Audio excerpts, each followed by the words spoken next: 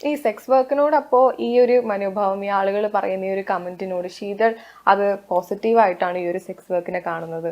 അല്ല, നമ്മളൊന്നും ആലോചിക്കേണ്ടത്, നമ്മുടെ രാജ്യത്ത് സെക്സ് വർക്കിംഗ് ക്രൂസിംഗ് സൈറ്റുകളുണ്ട്. ഇപ്പൊ നമ്മള് പുതിയ കാലഘട്ടത്തിൽ ഉണ്ടായതാന്ന് പറയാം. എന്ത് എറണാകുളത്തോ ഇവിടെ നിന്നൊക്കെ ആളുകളുണ്ട്. അല്ല, പഴയ കാലത്തും ഉണ്ട്. ഇപ്പം നമ്മുടെ ഏത് പുരാണങ്ങൾ എടുത്ത് നോക്കിയാണേലും സമ്പ്രദായങ്ങളുണ്ട്. ദേവദാസി സമ്പ്രദായം ഉണ്ട്, പലതരം സമ്പ്രദായങ്ങളുണ്ട്. ഈ സമ്പ്രദായം ഇവിടെ ഇന്ത്യയിൽ ഉണ്ടായിരുന്നതാ അല്ലേ? ബ്രിട്ടീഷ് കൊളോണിയൽ ഐഡിയോളജിയുടെ ഭാഗമായിട്ട് അവരടിച്ച പല ബ്രിട്ടീഷ് രാജ്യത്ത് എന്തുണ്ട്, ബ്രോത്തൽസും ഉണ്ട് അല്ലെ? നമ്മൾ എന്തുകൊണ്ടാ പട്ടായ പോകുന്നേ?